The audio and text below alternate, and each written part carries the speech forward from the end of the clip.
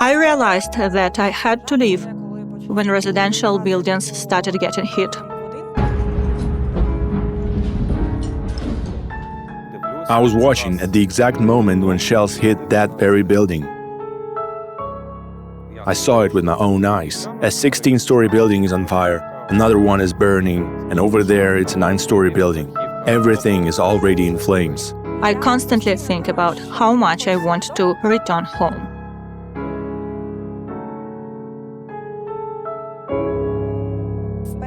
On the first day, I sheltered in a kindergarten basement, which is now destroyed.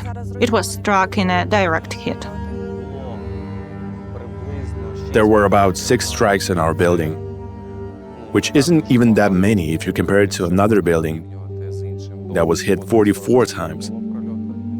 My dad stayed here. He had to make a fire in the building entrance to cook food. He took my grandmother in, and somehow they managed to get by. Then they left too. If you compare it to how it was before the war, when you walk down that alley, you would greet someone every 50-100 meters. Now you can walk there and back without encountering a single person. I first returned in June 2022. My apartment had no windows. There were birds here, and there was a hole that went straight through the kitchen from a shell fragment.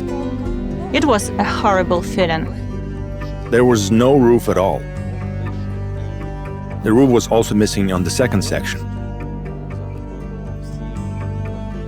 All the apartments from the 9th floor down to the 1st were completely flooded. Right now we are near my brother's and grandmother's building. We all lived there together during my childhood. The apartment is on the 4th floor and it was completely burned out. When I first saw the inside after the strike, there were no doors, no windows and no appliances. Of course, it's all very sad, but I'm pleased that they've actually started to restore the neighborhood. They started restoring our building in 2022, around August or September. This is my friend's house. She currently lives in Kyiv.